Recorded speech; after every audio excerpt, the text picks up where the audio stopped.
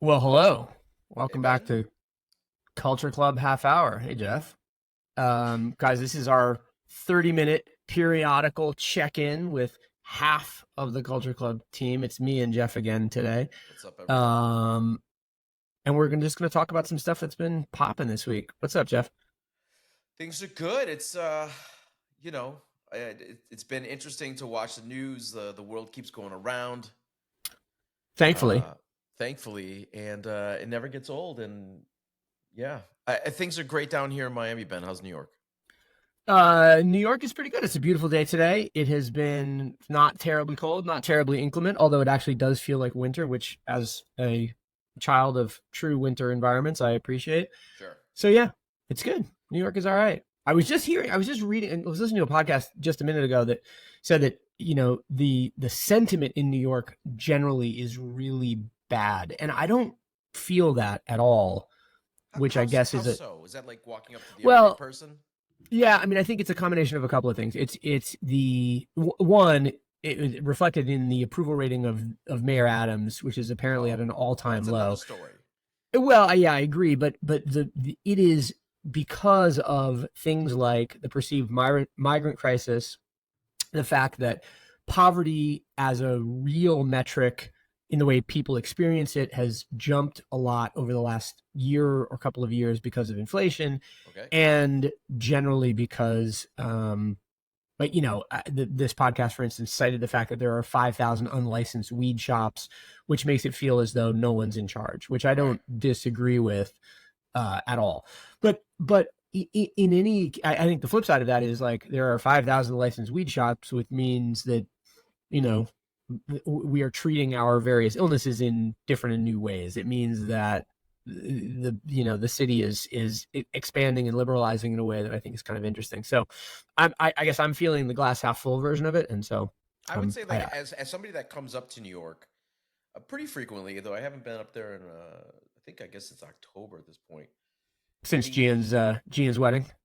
Gian's wedding. I would say that Shout out Gian, by the way, who's having a second wedding right now, we think, in the Philippines. Uh Big that's how you up. do it. Um, that there was a freedom I thought. I don't know, like it's the I didn't live in New York in what a lot of my contemporaries think is the heyday when you were there, which was like this 2000, early 2010 period. I didn't move to New York till 2011. So I think that there was a certain, and it may be similar to what Berlin also had, you know, during that time too, even later into 2010, where it was just like a little bit free, a little bit wild. Yeah. And I think New York has that feeling only because like weed is now legal. You know what I mean? Like there's a Yeah. freedom where a lot of people are just using it for the first time, Yeah. etc. Not using herb for the first time, but just kind of like being more open about it. Right. And you know, argument said there's a lot of herb if you go to New York these days. Yep. And it's definitely a cultural change, Yeah. but Well, not something that's not that different than maybe other cities or I don't know. yeah. There I is would. there's a griminess that comes to it, right? There's still a bit of that Yeah. Yeah. urgency Yeah. that For there's sure. something grimy about it. Well, I mean, look, it's a little different. The thing I reflect upon all the time is that like because I've been in the same neighborhood for 25 years, it's a lot less grimy here, but it's equally grimy someplace else, and that's always been the case. I was watching this movie, My Dinner with Andre, on Tuesday night, and its opening scene is Wallace Shawn walking through the corner of Mercer and Howard, literally Okay. right where Ruba spends a lot of her time, Right. and it's it's trashed. It's industrial. It is uncared for, and now it's some of the most expensive real estate It's in the world, I you would think that imagine. So that area is getting super expensive, and the griminess remains within that small square block of a to number of some degree, houses. it feels almost studied, I would argue. But It is in totally any case, studied. the point is that time moves along, and culture moves along, and upkeep, I don't know. I moves mean, along like, with it. listen, it's not. It's funny because I think in New York, in terms of the generation that's smoking herb, and yeah, there's some young kids, but mostly it's a generation that was, our generation that Yeah, where it was not necessarily seen as a freedom, etc. So anyway, I think in Miami it's super different. I would I think imagine. it's a completely different world in that sense. We have medical, right? Right. I would dare say that a lot of people that are on the right, um, who would lean more Republictorian, if I can use that as a term, uh, Republictorian. Okay. really, I Gotcha. think, like the freedom of medical marijuana in New York, in Miami, but it's not like wild, and it's not wild how it should be in New York. Like in New York, if New York does not have a little bit of an edge, where it's either a little grimy or something ain't a little right, but still something's coming, something's going on Yeah. there. Great. I think that to me is what I love about New York. Yeah. No, look, I mean, it's always going to be the same, for every generation, and whatever. It's funny. I was listening to Dave One and P Thug from Chromeo on Throwing Fits yesterday. Were they on Throwing Fits? That's They were amazing. on Throwing Fits. Yeah. Well, they got a new record. They got a new record that just came Was out. it good? So I haven't listened to the record yet. No, no, no. The Throwing Fits episode. Oh yeah, I think it was good. I mean, Dave and P are. I mean, they're great. Dave in particular is so articulate, and I almost never hear P. I never hear P talking, so it was cool to hear that. And then they gave Lawrence and James some flowers, I thought, for guiding a younger generation of people in a way that Larry and Jimmy don't want to take credit for, and I think it's true. And so it was nice to hear that too. But yeah, it was fun. It was a good episode, and it was also only an hour long, which I really appreciate because I can't sit through 3 hours of that stuff. It's too much. Yeah, shout out to those guys. I think I love what they've done and what they continue to do. And yep, they're that necessary slap in the face every once in a while. Oh my God, I don't know if I need a necessary slap in the face, but anyway, yeah, fair enough. Fair enough. What's been going on in your world? What's flown? You are the king, of course, of what's happening, of the zeitgeist. What is important to you this weekend? Yeah, that I'm not sure about.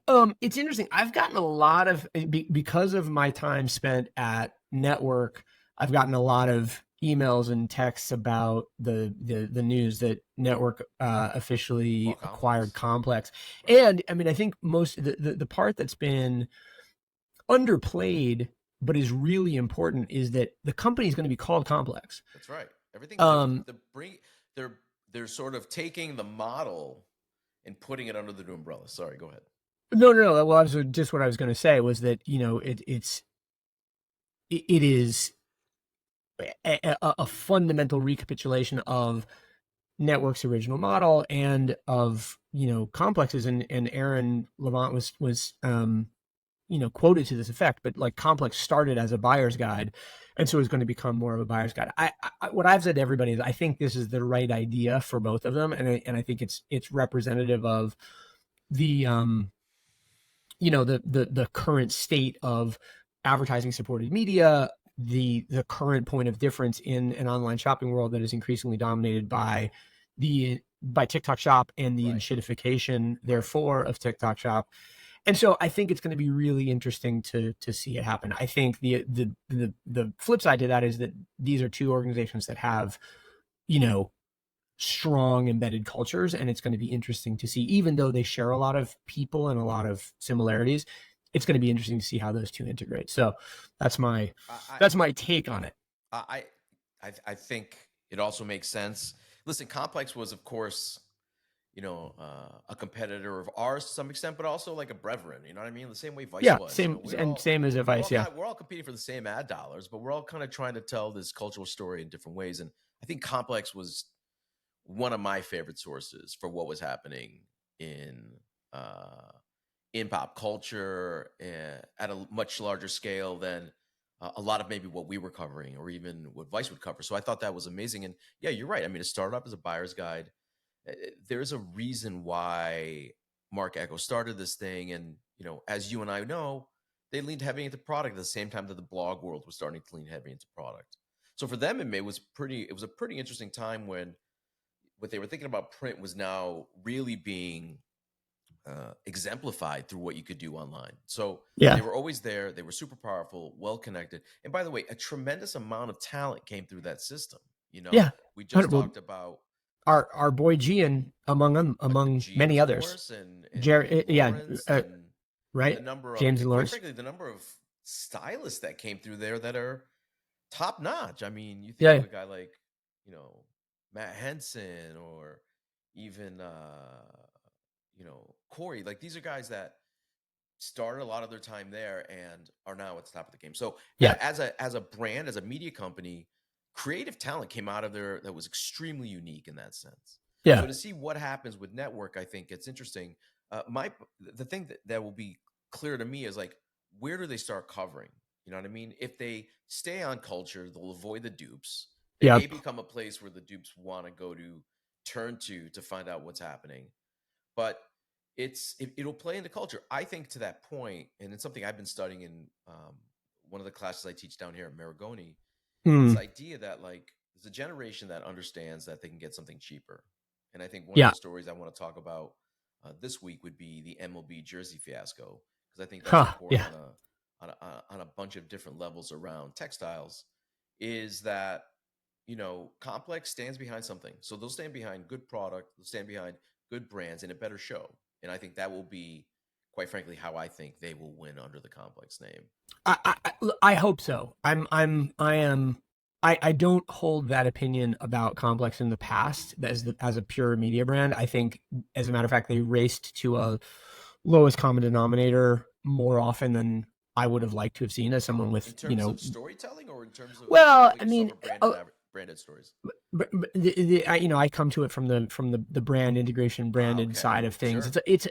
It's a little too many, like, there's too many cornflakes in the feed, shall we say? No, The Ben, let's just talk honestly about it. I think a lot of the branded content was to your point. It was very much pedestrian. It was made for a consumer. I wouldn't say at the bottom end, but it I was don't think it meant was to. made for a consumer. I think it was made for the advertisers who paid for it and no one Exactly. else. Exactly. So it was leaning into what advertisers, and you and I know many times, they may not be the best creatives themselves, Right. but for them to be able to break through, I think that's where Vice, quite frankly, won. If we're going to talk about that, I think Vice did a great job of being able to convince um, brands to take risks and things. I think that would, even for Vice, like, were not easy to do themselves, but they did it. Where, yeah, I think Complex at some point, but at the same time, I think they also offered a place that advertisers could collectively touch culture. Yeah. And Yeah. what Yeah. the outcome of the branded content would be, wasn't all that bad, bro. I mean, some of it was good. Yeah, I mean, no, I don't dispute that some of it was good. I can stand by the assertion that a lot of it was not good, and it is what it is, right? In an algorithmically driven world, And let's be the clear, amount Ben, of we're talking stuff. about branded ads.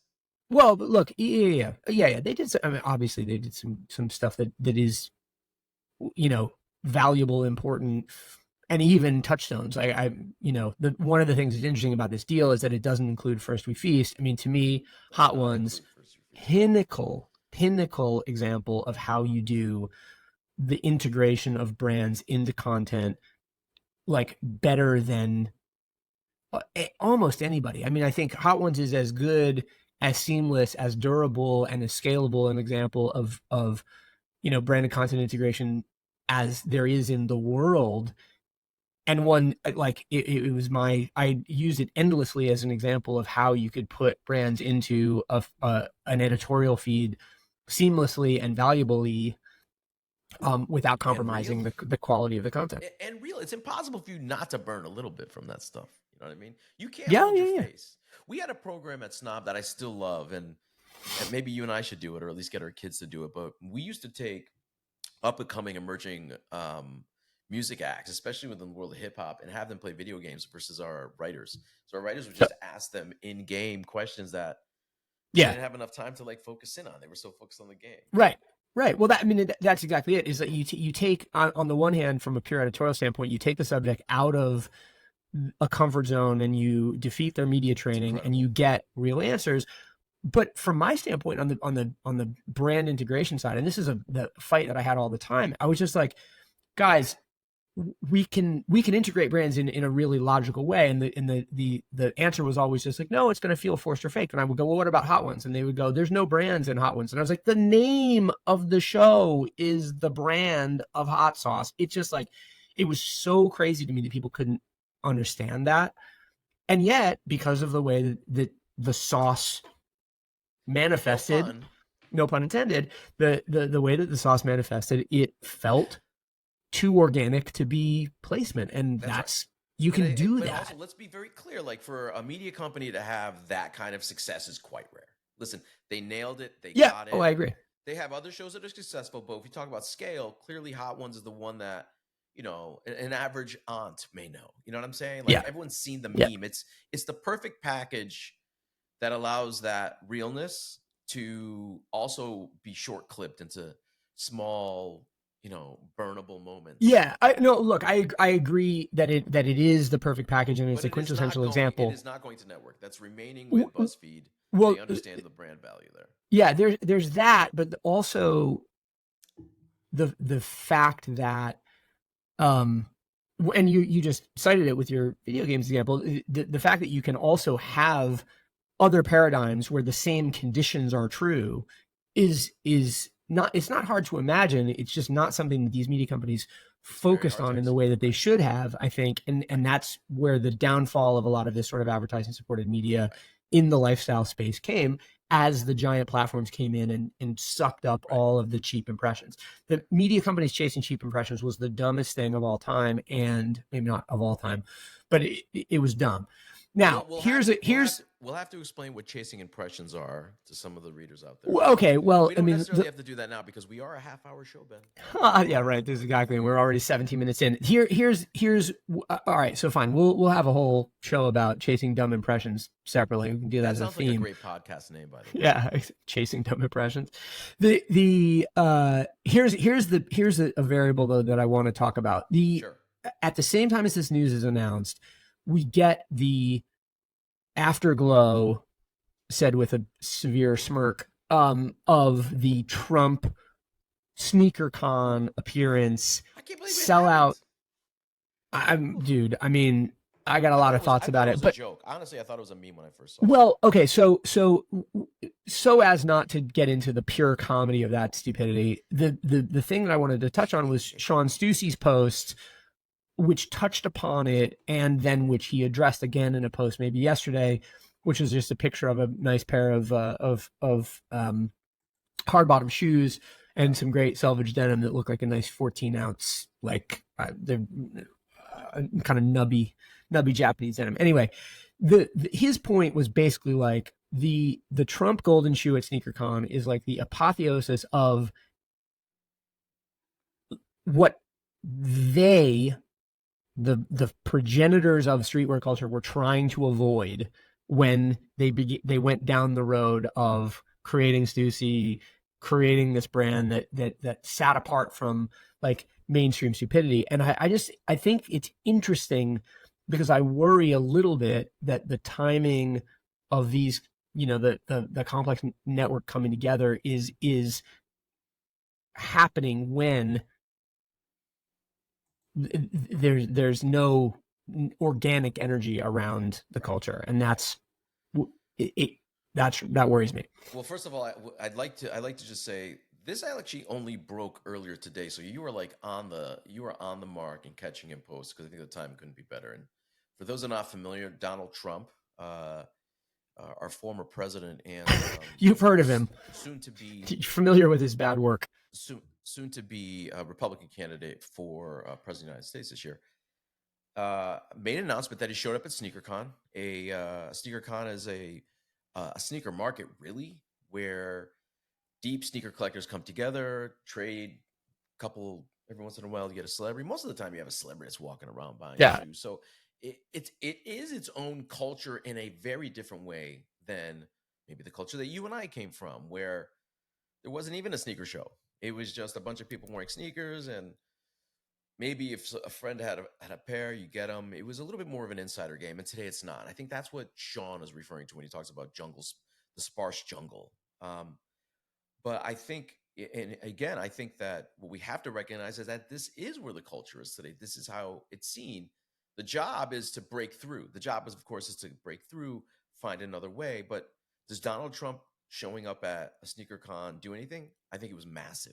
I think you immediately saw a connection of that sneaker consumer that would have not necessarily seen it that way. I'm trying to avoid the politics of it, Ben. But what I'm trying to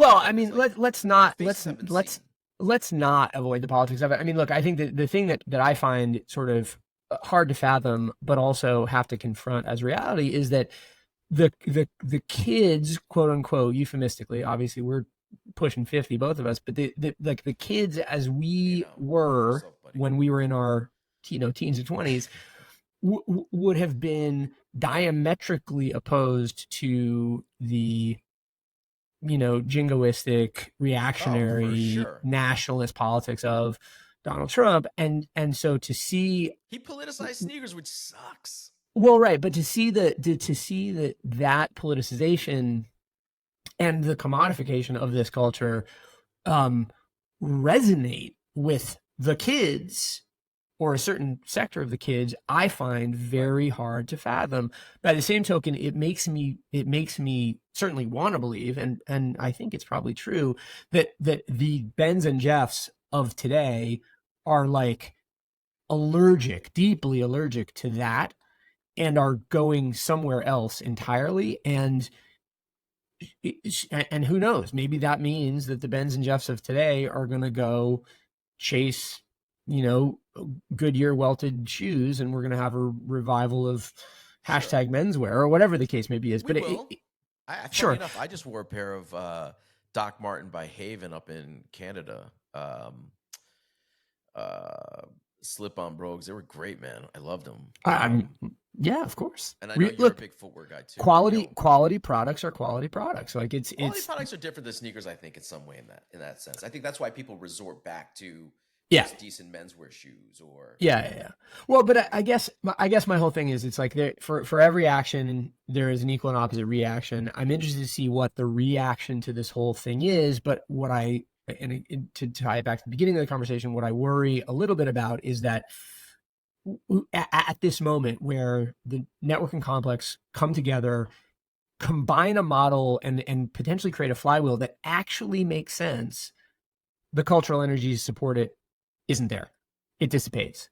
And if that's the case, then you've got another, broken paradigm, and we as independent media people have to reinvent it again. And that's, it's a pain in the ass. It's funny. I teach, as I mentioned, I teach down here. Yeah. And I keep reminding my students, like, you've got to get out there. You've got to get out there, not just in the real world and touch grass, but you got to look beyond what you're seeing in your feed. And I think the programming that I give them, or rather the assignments and work I give them, is to like think outside of that front end that they're so used to. Right. Yeah. Yeah. And if you don't break through that front end, you're not going to find what's next. You're not going to find what's interesting. But I do say this. I would say that Trump, he crossed what I think was a very thin veil of society, and has now planted his flag and a fellowship there, I think. And I'm not trying to get into the politics of it, but what I think from an examination standpoint of like what happens in culture, I think there's a bigger conversation to be had around, politics and how they touch how they touch a consumer today or don't. Yeah. Same kind of conversation we can have Kanye. We've seen it in the New York Times. 100%. They didn't necessarily cover the record as much as they covered the person that's buying the record and understanding that. And it's because quite interesting. And we should move on after this, but it's like because in the same way as it is mystifying to me that the Ben and Jeff at 18, 21, 25, whatever of today are at SneakerCon hanging out with really trash creative rec repros produced by the dumbest president of all time. It's funny enough, you know what they are? That's the shoe they look like. They look like the creative wreck. Yeah, of course. And that's been widely. I mean, that joke, and then they're the January 6s. Those are the two jokes. But in any case, the fact that those people are identifying in that way with the moment or the shoe or whatever, or with Trump, whatever, is incomprehensible to us, the same way as it is incomprehensible to the journalists of the New York Times that kids are still riding with Kanye, despite the fact that he's, he has just descended into some kind of bizarre alternate reality. Okay. We got a few minutes left, and let's talk about these. Let's talk about the MLB thing, because I'm interested. You're a sports collectible guy in a way that I am not at all, and so I was just interested to hear this. I read the story, which was basically that Nike just took over the MLB. Nike and Fanatics took over the MLB jersey relationship. They were supposed to deliver a highly technical product. Right. Apparently, the MLB players are really dissatisfied with the That's product, right. and it is trickling down. And it just, of course, it reminds me, how could it help but remind you of the episode of Seinfeld where George orders the cotton uniforms for the Yankees and they all shrink and the players can't play, yada, yada, yada. Like, it can't help but remind you of that. But I'm interested in from a collector standpoint or a market analysis standpoint, what your read on this is. Well, I think this is much bigger than just a collector story. This is not, in my opinion, a collector story, but it is a Okay. story of descending quality. Ben, you are you are as much as I am or others that we know obsessed about the fabrics you wear, the brands, understanding that story. I'm not suggesting everyone has to do that because not everyone should. Some people just Yeah. want to buy a name because they see it and it's great and they put it on. The problem now is that we're starting to see that quality within the sports apparel or on field apparel starting to change in the same way that somebody can buy like Right. a It's the Balmain or Balenciaga black T-shirt versus a Hanes T-shirt or something even worse, something that's a dupe bought off of Amazon. And I well, think I was part going to of say, I this mean, is just Hanes is luxurious compared to the Shein I or should the you team I should the I Temu version of apologize. this. You're right. I should take Hanes out of that picture. But Shane or Timu, what we're seeing is a they basically took shortcuts. Fanatics took shortcuts, and we have to explain the relationship. Fanatics produces the on-field jerseys for the MLB. They are a license, I believe, of Nike. So Nike actually, as far as I understand, is not themselves producing this jersey. Oh, interesting. The last time I believe that Nike produced a jersey was 2022. That's one, and the best way to tell is because it'll have the black Nike authenticated tag at the bottom of a hem. Usually, Okay. everyone's pretty familiar with it. 2023, the t-shirt, the on-field jersey was then made by Fanatics factories with a Nike swoosh on it. Okay. And as the example that I have seen is one example of a material change that they made between Fanatics making in 23 and versus what players are seeing on the season is there was basically a piping or a cuffing on the sleeve end so that there was no touch point. So when you wore the jersey, you never felt any fabric I or see. loose Okay. hems. You know what I mean? And in this season, it was removed. This season, it's like a haphazard sewn on cuff. So the Hmm. quality of the jersey is, as far as players are telling us, not great. I'm not going to Yeah. use the word terrible. I won't use mediocre. I'm going to say not great. And Yeah. that's affecting the fit. So the bigger question to me is Nike going to step up and fix this problem? Because there is a Nike logo on it. Because Yeah. we know Fanatics is a company that's in the game of memorabilia. They sell memorabilia. Yeah. But they've taken a shortcut, not on a jersey that's sold to a consumer, which we always take shortcuts in a replica jersey. Yeah. But they've taken the risk on the on-field team, and that is Yeah. a Yeah. huge problem. Yeah. Go Yeah. ahead, Ben. It's right. It's putting the cheapest EVA you can get into your marathon record breaker shoes. That's absolutely right. And they've taken these shortcuts, and again, I think for the first time, it's not a consumer story; it's an on-field play story. Hmm. And they took shortcuts, and the players feel it, and now we're seeing it, and it really does tell a bigger story. Do we really always need to cut corners? Does everything always have to be uh, uh, expensive on the high end or low? Like, can we Yeah. not find a medium place where we can make a good quality product? And I think, again, for the first time in the mainstream, we're talking about quality is going to shit on the field, Yeah. and that's a bad sign, I think, for sport in general. To be honest, like one player talked about Yeah. it. It felt Of like course. if you look at some of the quotes, I think in CNN had some of the better quotes. They feel like they're wearing a knockoff. Sorry, I'm Yeah. very That's emotional about this because it does speak to this bigger story of how we spend our money. You know what I mean? And why we think Ben and I would tell you that it's much better to spend